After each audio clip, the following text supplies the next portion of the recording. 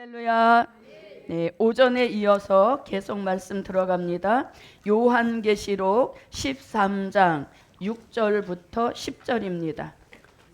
짐승이 입을 벌려 하나님을 향하여 회방하되 그의 이름과 그의 장막 곧 하늘에 거하는 자들을 회방하더라. 또 권세를 받아 성도들과 싸워 이기게 되고 각 족속과 백성과 방언과 나라를 다스리는 권세를 받으니 죽임을 당한 어린 양의 생명책에 창세 이후로 농명되지 못하고 이 땅에 사는 자들은 다 짐승에게 경배하리라. 누구든지 귀가 있거든 들을지어다. 사로잡는 자는 사로잡힐 것이요 칼로 죽이는 자는 자기도 마땅히 칼에 죽이리니 성도들의 인내와 믿음이 여기 있느니라. 아멘. 네, 그래서 계속해서 요한계시록 13장입니다. 자, 요한계시록 13장은 그 제목이 수종통치 시대의 형편에 대한 말씀입니다. 그리고 요한계시록 13장은 계시의 구분 중에서 본론적인 계시로 말씀이 진행이 되는 것입니다. 본론적인 계시는 요한계시록 8장부터 시작을 해서 요한계시록 14장까지의 내용이 요한계시록에서 가장 중요한 본론적인 계시입니다. 자, 그리고 요한계시록은 두 가지 내용으로 구성이 되어 있는데 그 하나는 요한계시록 13장 1절로 10절은 바다에서 올라온 짐승에 대한 말씀으로 구성이 되어 있고, 또 하나의 내용은 요한계시록 13장 11절부터 18절까지는 땅에서 올라온 짐승에 대한 말씀으로 구성이 되어 있습니다.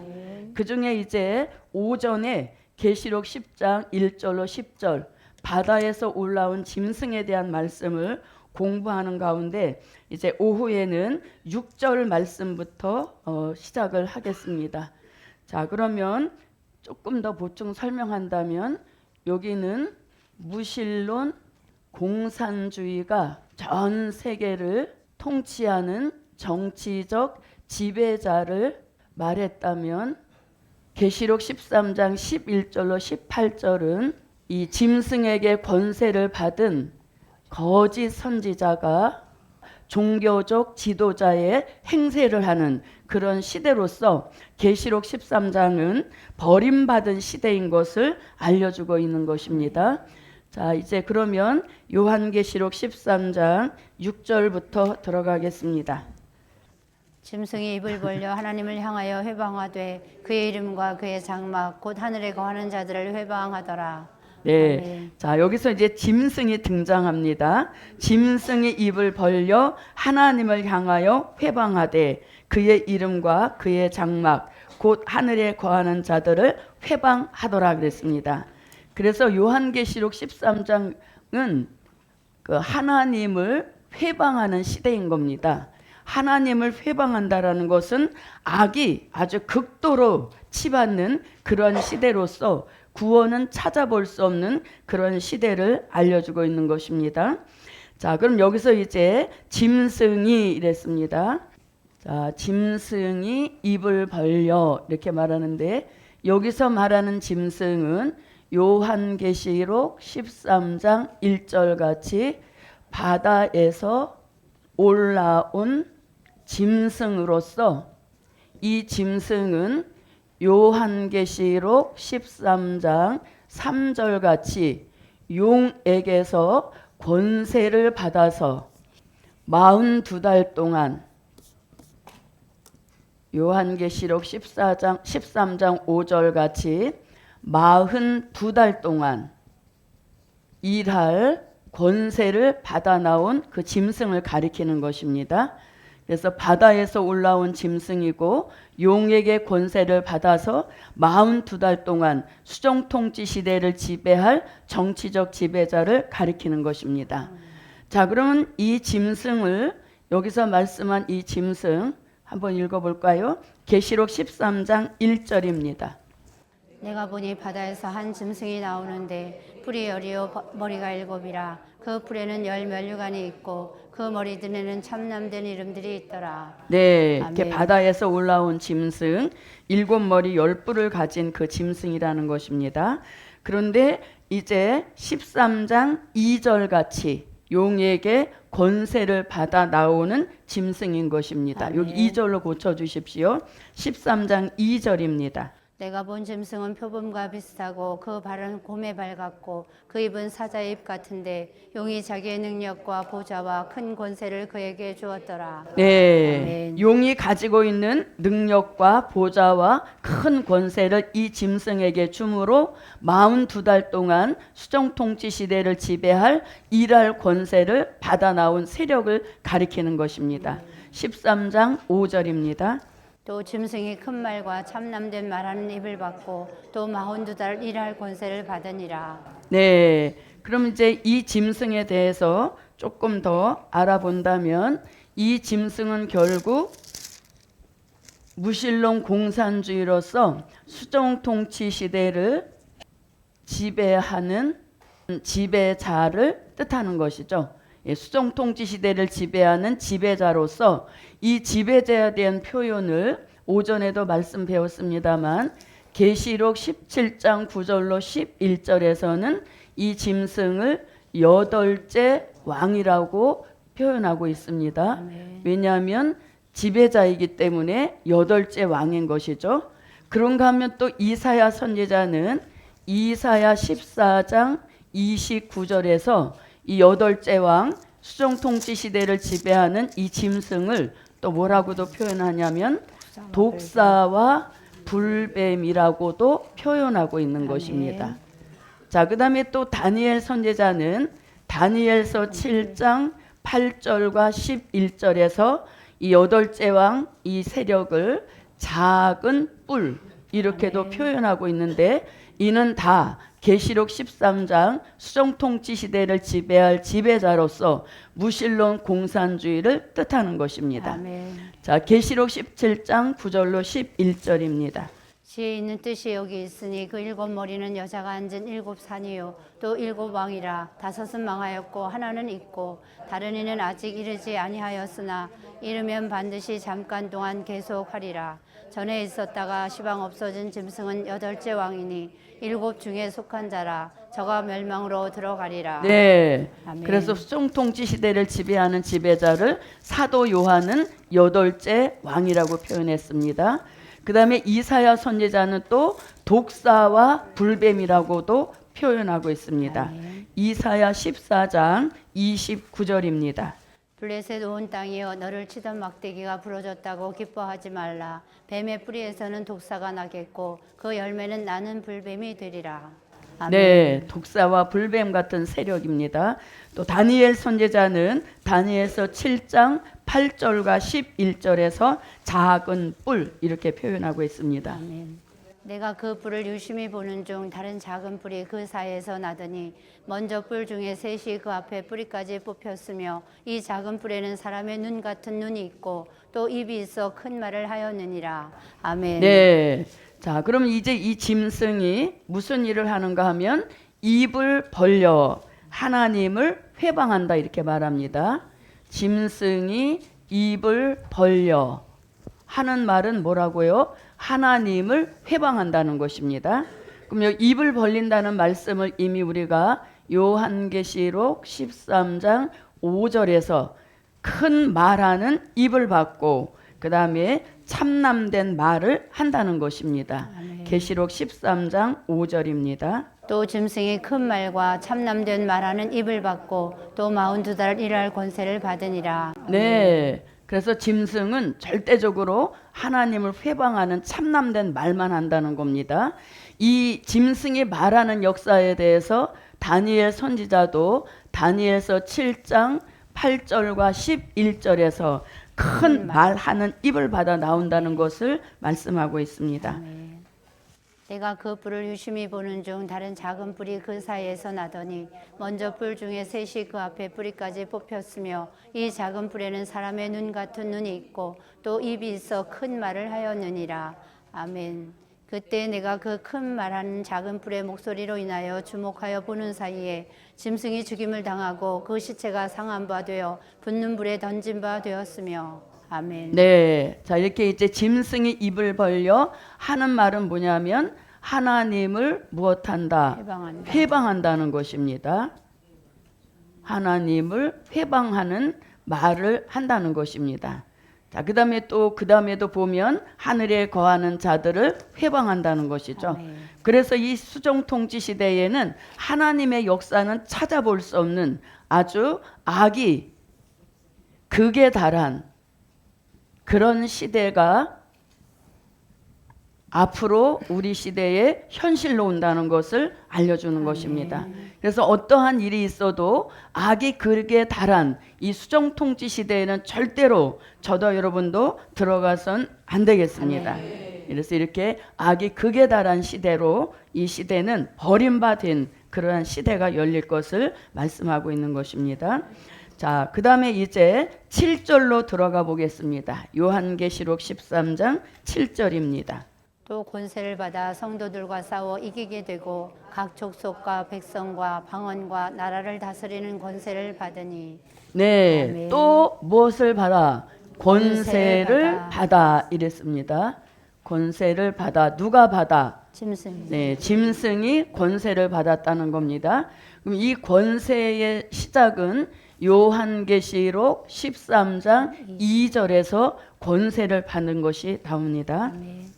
내가 본 짐승은 표범과 비슷하고 그 발은 곰의 발 같고 그 입은 사자의 입 같은데 용이 자기의 능력과 보좌와 큰 권세를 그에게 주었더라. 네. 아멘. 자, 그럼 이제 용이 13장 2절 말씀의 기준에 보면 용이 짐승에게 준 세 가지의 역사가 있습니다. 아멘. 그 중에 하나가 뭡니까? 용이 자기의 능력과 그 다음에 보좌와 그 다음에 큰 권세를 누구에게 줬다? 짐승에게 주었다는 것이죠. 그래서 우리가 오전에 배운 것처럼 용은 옛뱀 마귀 사단의 세력이기 때문에 눈에 보이지 않는 영체이기 때문에 직접 나서서 일은 하지 않지만 이 짐승 같은 무신론 공산주의를 사로잡는 겁니다. 그래서 자기가 하고자 하는 모든 일을 다 짐승 같은 무신론 공산주의에게 시키는 거죠. 그래서 짐승 같은 무신론 공산주의는 용의 하수인에 불과한 것입니다. 그래서 용이 하고자 하는 모든 능력과 보좌, 이 보좌를 줌으로 수정통치 시대에 뭐가 되는 겁니까? 지배자가 되는 것이죠. 예, 우리가 신정 통치는 예수님이 통치자가 되신다고 하지만 수정 통치 시대의 이 짐승은 통치자란 말을 쓰지 않습니다. 그냥 뭐라고? 지배자라고 합니다. 왜냐하면 악의 세력으로 나와서 악의 역사를 드러내기 때문에 이거는 하나님의 합법적인 역사가 아니기 때문에 지배자라고 하는 것이죠. 그러나 예수님은 만왕의 왕으로 전 세계를 통치하시는 통치자가 되시는 겁니다. 자, 그 다음에 여기서 이제 이 보좌를 주었는데 이 보좌가 수정통치 시대의 지배자라는 뜻인 것입니다. 그런데 이 지배자가 영원히 지속되는 것이 아니라 이 보좌가 멸망할 때가 오는데 그때가 바로 요한계시록 16장 10절입니다. 아멘. 한번 가보겠습니다. 요한계시록 16장 10절입니다. 또 다섯째가 그 대접을 짐승의 보좌에 쏟으니 그 나라가 곧 어두워지며 사람들이 아파서 자기 혀를 깨물고. 아멘. 네, 11절까지 봅니다. 아픈 것과 종기로 인하여 하늘의 하나님을 회방하고 저희 행위를 회개치 아니하더라. 네, 아멘. 다섯째 대접 재앙을 쏟으니 어디다 쏟으니까 짐승의 보좌에 쏟는다는 것이죠. 그 짐승의 보좌가 바로 13장 2절에서 용이 짐승에게 준 그 보좌를 가리키는 것이죠. 아멘. 그래서 결국 수정통치 시대에는 심판받는다는 것을 여기서 또 알려주고 있는 아멘. 것입니다. 그래서 이 보좌는 유효기간이 딱 얼마다? 42달. 네, 우리가 13장 5절에서 42달 일할 권세를 받았다 그랬죠. 아멘. 그래서 이 지배 기간은 겨우 42달. 그러나 만왕의 왕, 만주의 주가 통치하시는 그 나라는 천년을 지속하는 새 시대의 역사인 것입니다. 그래서 이렇게 보좌를 주었지만 결국은 다섯째 대접 재앙을 이 짐승의 보좌에 쏟음으로 말미암아서 짐승의 나라는 다 멸망될 것을 알려주고 있는 것이죠. 자, 이렇게 해서 이제 용이 능력과 보좌와 큰 권세를 용의 짐승에게 줌으로 이 권세를 받아서 42달 일하는 그런 역사를 받게 된다는 것입니다. 그래서 짐승과 용은 한 통속인 겁니다. 그래서 우리가 짐승의 그 무신론 공산주의는 용하고 똑같은 생각을 하고 있기 때문에 하나님을 회방하는 그런 일만 계속적으로 한다는 것이죠. 그래서 지금 16장 10절로 11절에도 보니까 이 짐승의 보좌에 쏟으니까 11절에 보니까 아픈 것과 종기로 인하여 하늘의 하나님을 회방하고, 여기서도 또 회방하는 거죠. 어디서도 회방했는데 13장 6절에서도 큰 입을 받아서 계속 하나님을 회방하다가 심판이 내려져도 회개치 않고 회방하는 역사는 더 강해지는 것을 알려주고 있는 것입니다. 자, 이렇게 해서 이제 다시 7절로 와보겠습니다. 자, 또 권세를 받아. 그 다음에 뭐 한다? 성도들과 싸워 이기게 된다는 것이죠. 그래서 13장 5절에서는 권세를 받아 42달 이제 지배자가 됐다면, 지금 13장 7절에서는 권세를 받아서 성도들과 싸워 이기게 된다는 것입니다. 성도들과 싸워 이기게 된다는 겁니다. 자, 그러면 자, 누구와 누구가 싸운다?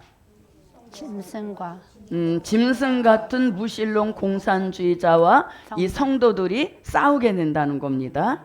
그런데 싸웠지만 결국 누가 이긴다? 짐승이 이기니까 이 성도들은 짐승의 밥이 되는 신세가 된다는 것이죠. 아멘. 그럼 자, 여기서 이제 성도들이 누구냐 이겁니다.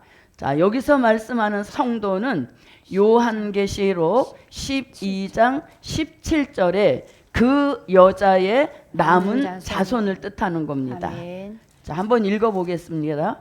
용이 여자에게 분노하여 돌아가서 그 여자의 남은 자손 곧 하나님의 계명을 지키며 예수의 증거를 가진 자들로 더불어 싸우려고 바다 모래 위에 섰더라. 네. 아멘. 자, 지금 13장 7절에서는 성도들이 용으로 더불어 싸우는 것이죠. 자, 13장 7절에서는 짐승과 성도들의 싸움이라면 12장 17절에서는 용과 성도들의 싸움이라는 아멘. 것이죠. 그럼 여기서 그 여자의 남은 자손이라 했는데, 그럼 그 여자는 누구냐? 계시록 12장 13절로 16절 같이 예비처에 들어간 그 여자를 가리키는 거예요. 다시 말하면 신령한 영적 교회를 뜻하는 것이죠. 그런데 여기에 지금 남아있다라고 하는 것은 무슨 뜻이냐면, 예비처라는 말씀은 계시록 12장 6절과 계시록 12장 13절로 16절 같이 하나님의 양육이 있는 예비처에 들어가지 못하고 남아있는 교회를 뜻하는 것입니다. 왜 교회라고 하는가? 12장 17절에 보니까 하나님의 계명을 지키며 예수의 증거도 가지고 있다는 것이죠. 그래서 이것은 교회로 보는 것입니다. 그래서 이제 계시록 12장 17절에서 용이 그 여자의 남은 자손과 싸우려고 바다 모래 위에 섰더라 할 때, 그 여자의 남은 자손은 예비처에 들어가지 못하고 남아있는 교회를 뜻하는 것입니다. 자, 12장 6절을 한번 읽어봅니다. 그 여자가 광야로 도망하며 거기서 1260일 동안 저를 양육하기 위하여 하나님의 예배하신 곳이 네. 있더라. 아멘. 계시록 12장 1절로 5절 같은 신령한 영적 교회는 들어갔는데 이들은 들어가지 못하고 남아있다는 것이죠. 그러면 이 예비처에 대한 확대 설명을 13절로 16절에서 하고 있는 것입니다. 용이 자기가 땅으로 내어 쫓긴 것을 보고 남자를 낳은 여자를 핍박하는지라. 그 여자가 큰 독수리의 두 날개를 받아 광야 자기 곳으로 날아가 거기서 그 뱀의 낯을 피하여 한 때와 두 때와 반 때를 양육받음에 여자의 뒤에서 뱀이 그 입으로 물을 강같이 토하여 여자를 물에 떠내려가게 하려 하되 땅이 여자를 도와 그 입을 벌려 용의 입에서 토한 강물을 삼키니. 아멘. 네, 그래서 예비처는 누구도 들어오지 못하는, 용도 들어오지 못하는 가장 안전한 곳을 가리키는 것이죠. 그래서 들림 받지 못하고 남아 있는 교회는 모두가 다 신령한 영적 교회는 반드시 어디로 들어가야 됩니까? 예비처로 들어가야만 용의 피해를 받지 않는다는 겁니다. 그런데 이들은 예비처에 들어가지 못하고 남아 있는 교회가 있다는 것이죠. 그래서 이들은 결국 누구와 싸워서 짐승과 싸운다. 또 12장에서는 용과 싸우게 된다는 것입니다. 자, 그러면 예비처에 들어가지 못하고 남아 있는 이 교회를 요한계시록에서는 뭐라고 표현하는가 하면 요한계시록 17장 1절로 3절에서 큰 음녀라는 말씀이 나오는데 이것이 결국 음녀 교회를 뜻하는 것입니다. 그래서 이 음녀 교회는 잘 못 믿은 교회이기 때문에 구원과 상관없이 구원에 제외된 그런 아주 불행한 교회라는 것입니다. 그래서 우리 시대에 교회라고 다 구원에 이르는 교회가 아니라는 것을 계시록에 와서는 이렇게 아주 굉장히 분명하게 말씀을 해주고 있는 것입니다. 자, 큰 음료를 한번 읽어보겠습니다. 또 일곱 대접을 가진 일곱 천사 중 하나가 와서 내게 말하여 가로되 이리 오라. 많은 물 위에 앉은 큰 음녀에 받을 심판을 내게 보이리라. 땅의 임금들도 그로 더불어 음행하였고 땅에 거하는 자들도 그 음행의 포도주에 취하였다 하고 고 성령으로 나를 데리고 광야로 가니라. 내가 보니 여자가 붉은 빛 짐승을 탔는데 그 짐승의 몸에 참남된 이름들이 가득하고 일곱 머리와 열 뿔이 있으며. 네, 자, 이 금녀는 뭘 받게 된다? 심판받을 교회란 얘기인 것이죠. 왜? 잘못 믿었기 때문인 것입니다. 그러면 이 교회는 왜 잘못 믿은 교회가 되었는가? 큰 음녀들이 주장하고 나오는 것이 오늘 우리 시대에 들어와서는 그것을 다원주의 교회라고 하는 것입니다. 다원주의 교회. 자, 다원주의 교회는 예수도 믿지만 또 다른 종교에도 구원이 있으니까 인정해주고 함께 가자. 이게 다원주의를 주장하고 나오는 음료 교회인 것입니다. 또 다른 말로 말하면 WCC 또는 에큐메니칼 운동이라고도 하는 것이죠. 그래서 많은 기독교가 이렇게 다원주의를 주장하고 나오는 우리 시대가 되었다는 것을 알려주고 있습니다. 자, 저도 여러분도 예수 말고 다른 종교에도 구원이 있다고 믿습니까? 아니요. 아닌 것입니다. 예, 이거는 우리가 주일학교 처음 들어가서부터 오직 예수, 예수만이 구원의 길이라는 것을 주일학교 때부터 배운 기독교 진리 중에서 가장 기본적인 진리이고 가장 확실한 뼈대와 같은 진리인 것입니다.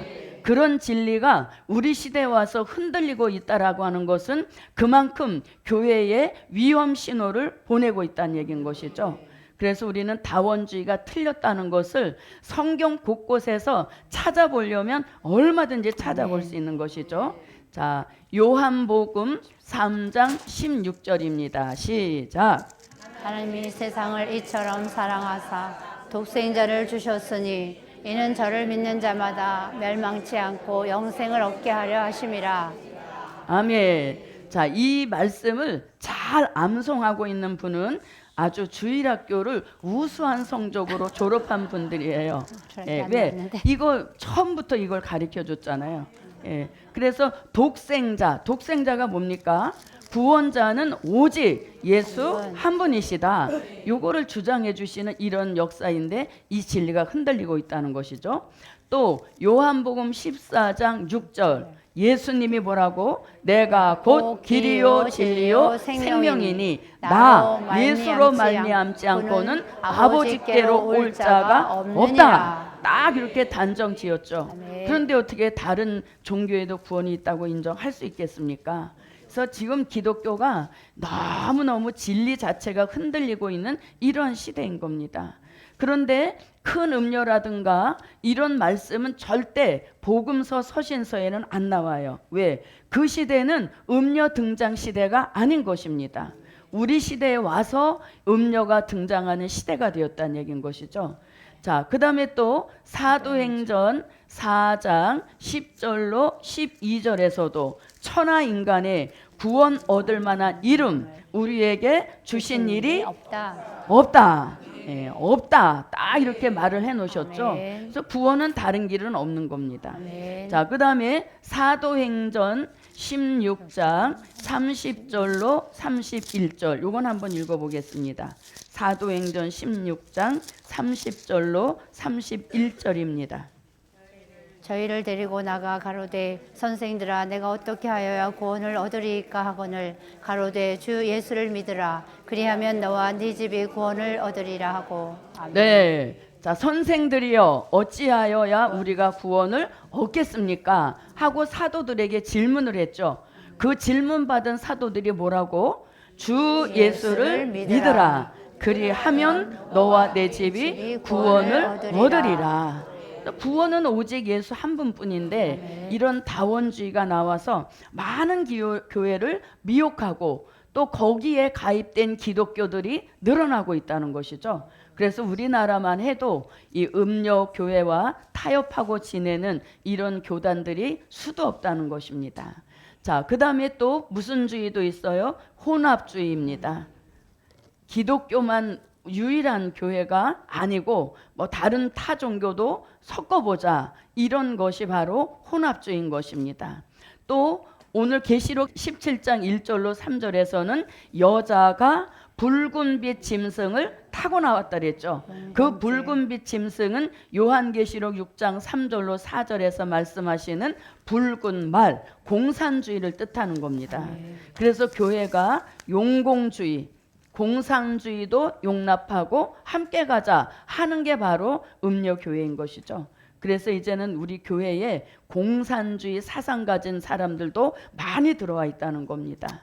또 그 다음에 자유주의 이런 것들을 주장하고 나오는 교회가 음료라는 것을 정확하게 알려주고 있는 겁니다. 그래서 저도 여러분도 진리는 원래부터 좁은 길인 것이고 협잡하여 찾는 이가 적다 그랬어요.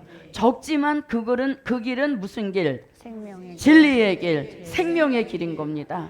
그래서 우리는 수를 바라보지 마시고 진리를 사수하시고 진리를 끝까지 지켜내서 구원에 이르는 신령한 종, 신령한 교회가 됩시다.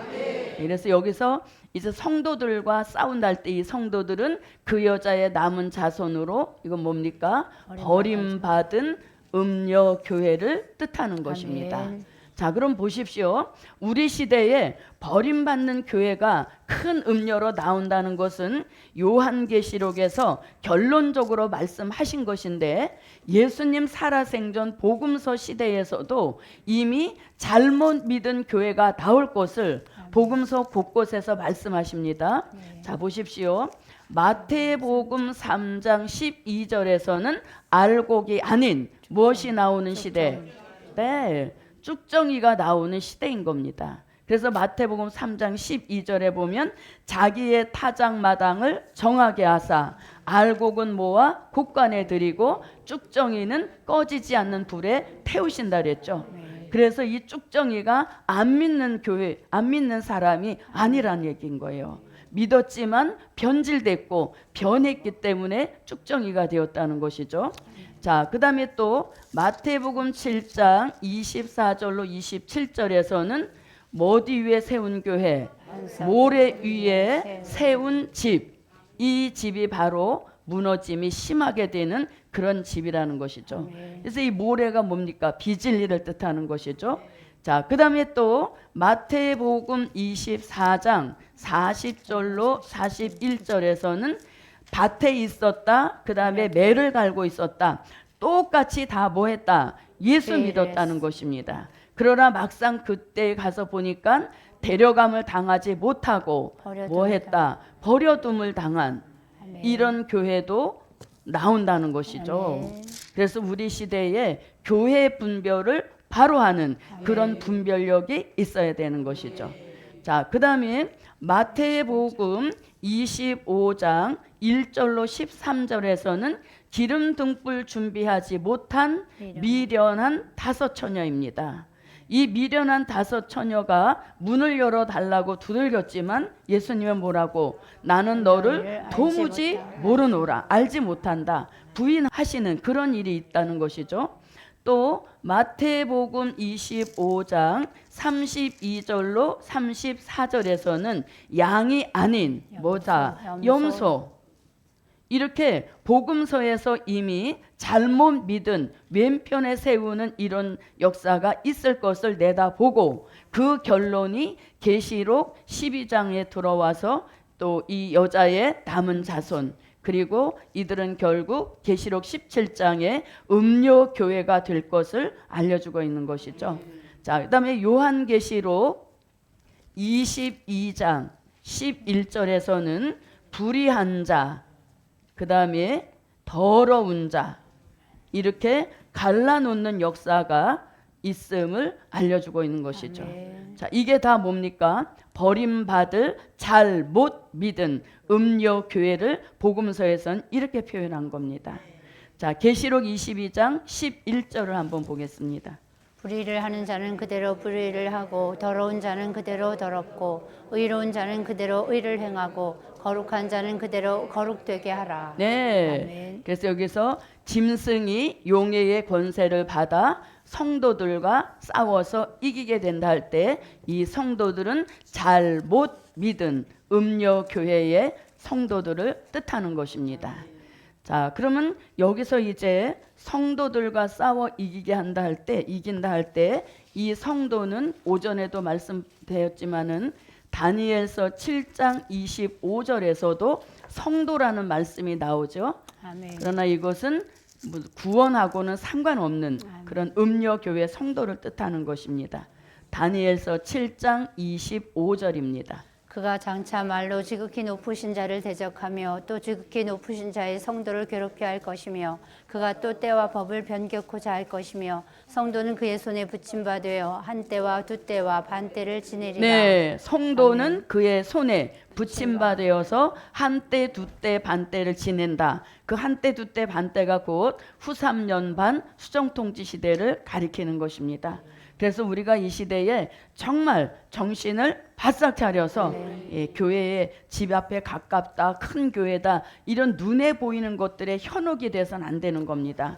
교회 안을 들여다봐야 되는 것이죠. 아멘. 그래서 그 교회를 맡고 있는 담임이 어떤 신앙 사상을 가지고 있는지 그거를 검증할 필요가 있는 아멘. 그런 시대에 우리가 살고 있다는 아멘. 것이죠. 자, 그래서 이렇게 권세를 받아 싸워 이기게 된다는 것이죠. 누가 승리한다고? 짐승. 네, 짐승이 승리함으로 이 성도들은 짐승의 밥이 되고 용의 밥이 돼서 결국은 수정통치 시대에 빠지게 된다는 것입니다. 수정통치 시대에 들어가게 된다는 것이죠. 자, 그러면 이제 여기서 우리가 이 짐승, 즉 용이 싸워 이기게 되는데 12장에 들어와서 용이 첫 출현을 합니다. 용이 첫 출현을 해서 다양한 일들을 막 하고자 하는 것이죠. 아멘. 그런데 용이 싸워서 이기게 되는 게 이게 처음인 거예요. 보면은 계시록 12장 5절에서 신령한 영적 교회에서 남자 아이와 같은 사명자를 해산하면 그 아이를 삼키고자 뜻을 정하고 회방을 놨지만 결국 그 남자아이를 어떻게 하나님 앞과 그 보좌 앞으로 올려감으로 뜻을 이루지 못했죠. 그 다음에 또 계시록 12장 7절로 9절 같이 하늘의 전쟁에 이제 미가엘과 그의 사자들과 함께 싸워봤지만 이기지 못하여 다시 하늘에서 있을 곳을 얻지 못함으로 땅으로 내어 쫓기고 용이 하는 모든 일들은 다 실패가 되는 것입니다. 그 다음에 또 예비처에 들어간 흰옷 입은 무리들을 물에 떠내려 가게 하려고 입으로 물을 강같이 토하여 냈지만 땅이 교회를 도와서 그 물을 다 삼켜버리니까 용은 이것도 뜻을 이루지 못했죠. 그래서 마지막 우리 시대에 용의 세력, 짐승의 세력이 아무리 득세를 해도 진리로 무장한 신령한 영적 교회는 종도, 성도도 절대 피해받지 않도록 하나님의 절대적인 보호가 있다는 것을 알려주시는 말씀인 겁니다. 그래서 이렇게 짐승이 결국은 승리함으로 여기서 말한 성도들은 수정통치 시대에 들어가서 용과 짐승의 지배를 받고 용의 어떤 피해를 받는 그런 성도들이 되고 만다는 것입니다. 자, 그 다음에 이제 다시 와보겠습니다.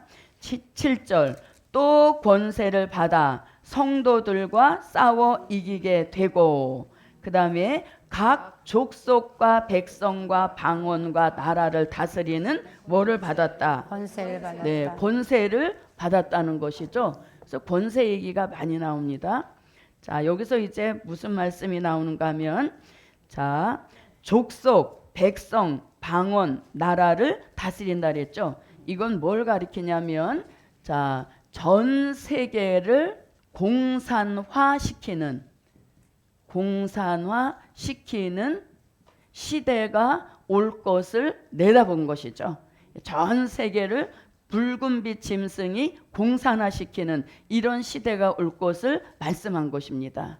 그래서 우리는 이런 시대가 오기 전에 어떻게 해야 됩니까?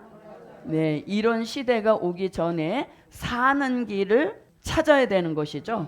그래서 우리가 요한계시록을 꼭 배워야 되는 겁니다.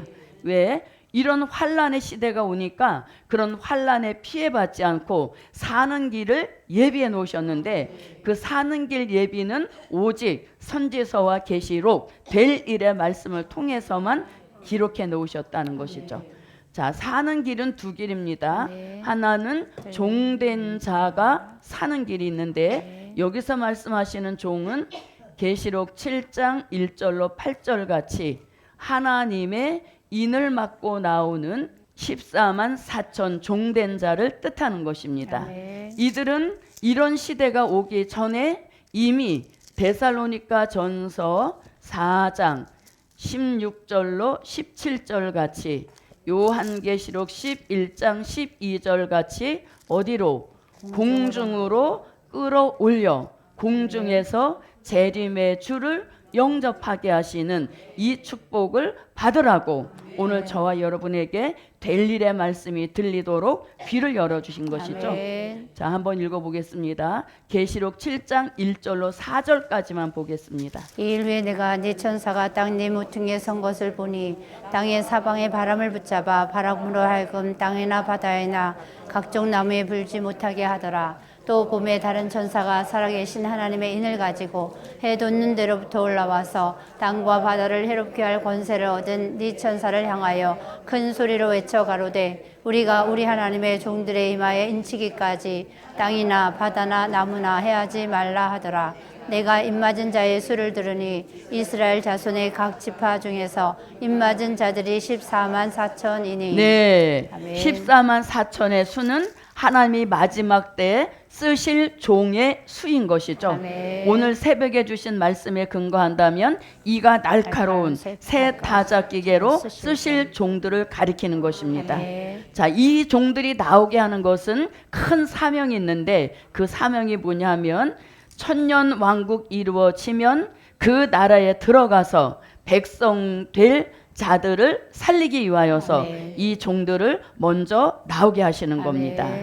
자, 백성 될 자가 사는 길인데, 이 백성 될 자라고 하는 것은 계시록 7장 9절로 14절 같이 어린 양의 피에 옷을 씻어 희게 하고 나온 흰옷 입은 무리들을 가리키는 것입니다.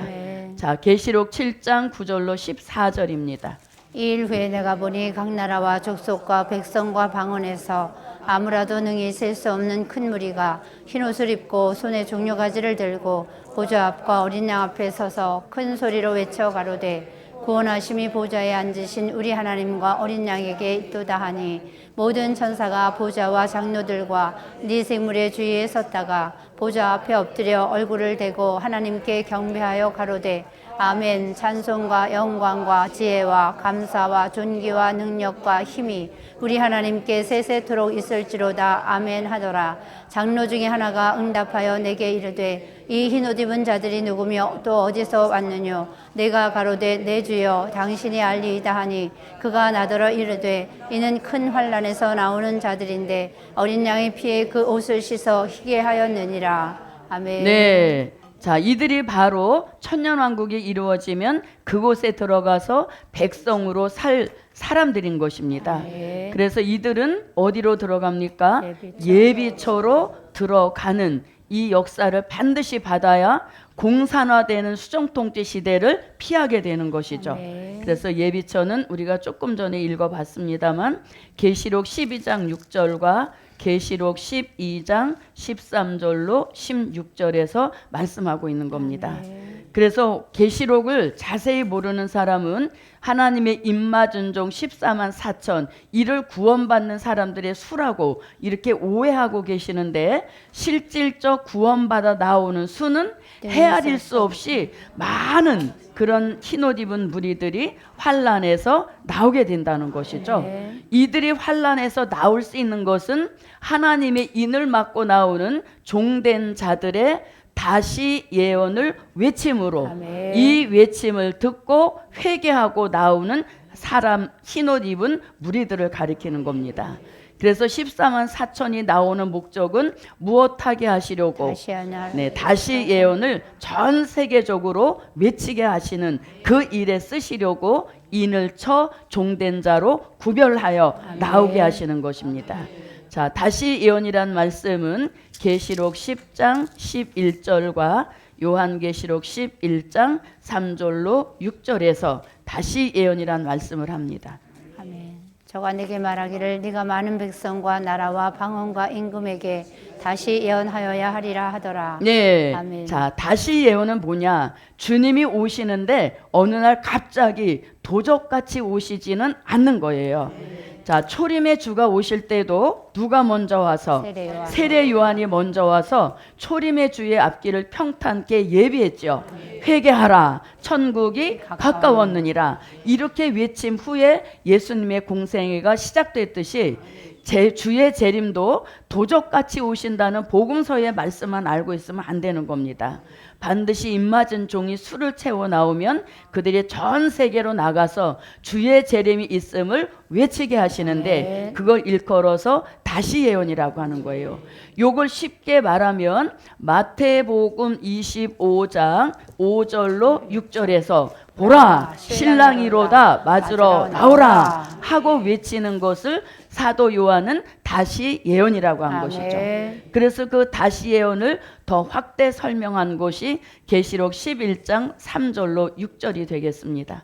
내가 나의 두 증인에게 권세를 주리니 저희가 굵은 베옷을 입고 1260일을 예언하리라. 이는 이 땅에 주 앞에 섰는 두 감람나무와 두 촛대니 만일 누구든지 저희를 해하고자 한즉 저희 입에서 불이 나서 그 원수를 소멸할지니 누구든지 해하려 하면 반드시 이와 같이 죽임을 당하리라. 저희가 권세를 가지고 하늘을 닫아 그 예언을 하는 날 동안 비오지 못하게 하고 또 권세를 가지고 물을 변하여 피 되게 하고 아무 때든지 원하는 대로 여러 가지 재앙으로 땅을 치리로다. 아멘. 네. 자, 그래서 이렇게 공산화시키는 수정통치 시대가 오기 전에 택한 종, 택한 백성은 다 사는 길로 이미 대피시켜 놓은 그 후에 이런 수정통치 시대를 이루어 가시는 겁니다. 자, 그럼 다시 이제 13장 7절로 와봅니다. 자, 또 권세를 받아 성도들과 싸워 이기게 되고 각 족속과 백성과 방언과 나라를 다스리는 권세를 짐승이 42달 동안 받아 나온다는 것입니다. 자, 그 다음에 8절입니다. 죽임을 당한 어린 양의 생명책에 창세 이후로 농명되지 못하고 이 땅에 사는 자들은 다 짐승에게 경배하더라. 이렇게 말씀하시죠. 자, 그러면 어린 양의 생명책, 죽임을 당한 어린 양의 생명책이란 말씀입니다. 자, 생명책이란 말씀이 나오는데 이 생명책은 구원받을 성도들의 이름이 기록된 책을 무슨 책이라고 한다? 생명책이라고 하는 거죠. 그래서 저와 여러분의 이름이 어디에? 생명책에 기록된 그 자체 하나만으로도 감사할 수 있는 그런 감사의 그 질이 좀 더 넓어져야 되겠습니다.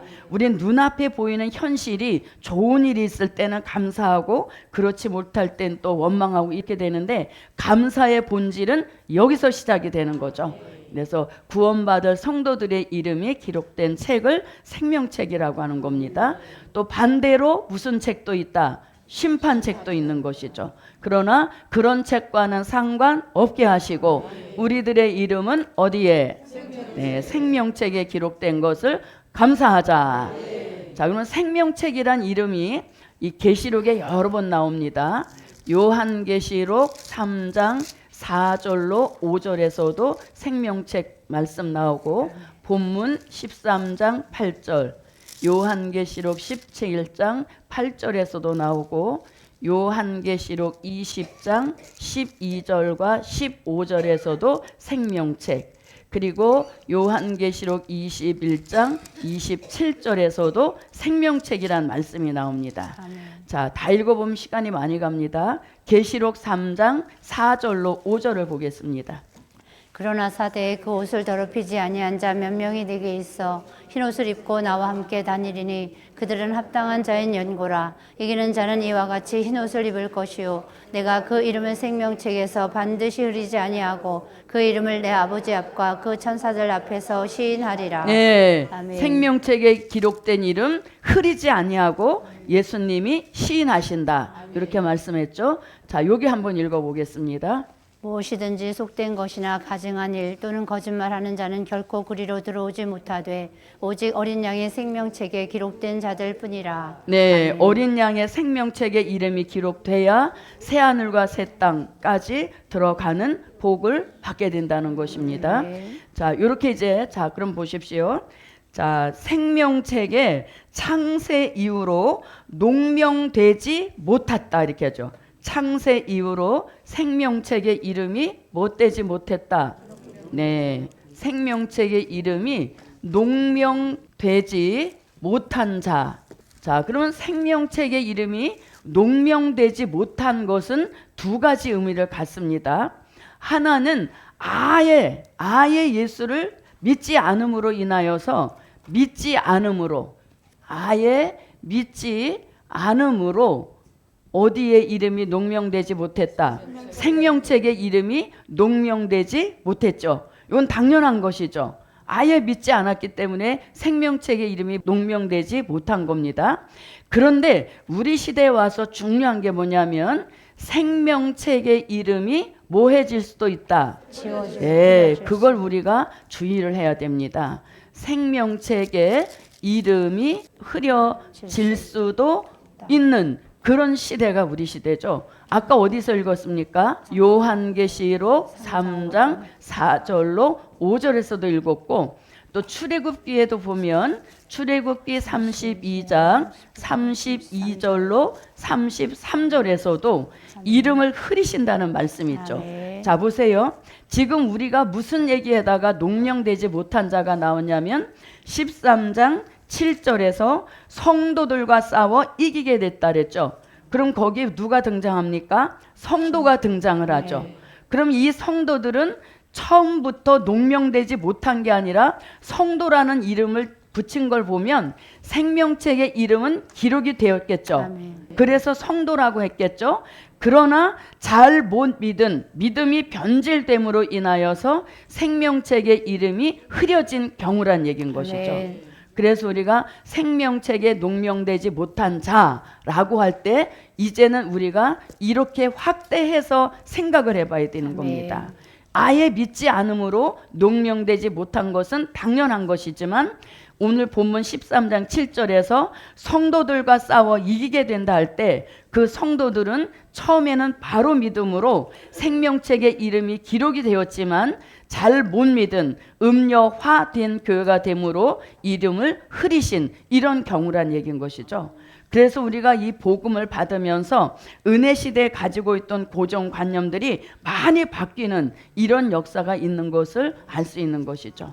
자, 그럼 흐릴 수도 있다는 말씀을 한번 다시 읽어보겠습니다. 그러나 사대에 그 옷을 더럽히지 아니한 자 몇 명이 내게 있어 흰 옷을 입고 나와 함께 다니리니 그들은 합당한 자인 연고라. 이기는 자는 이와 같이 흰 옷을 입을 것이요 내가 그 이름을 생명책에서 반드시 흐리지 아니하고 그 이름을 내 아버지 앞과 그 천사들 앞에서 시인하리라. 네. 아멘. 자, 반드시 흐리지 어떻게 한다? 아니한다. 않는다 그랬죠.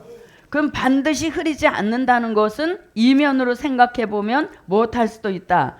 흐릴 수도 있다는 것이죠. 흰 옷을 더럽힌 신앙의 정절을 잃어버리면 생명책의 이름을 흐릴 수도 있다는 것을 이렇게 말씀하신 것이죠.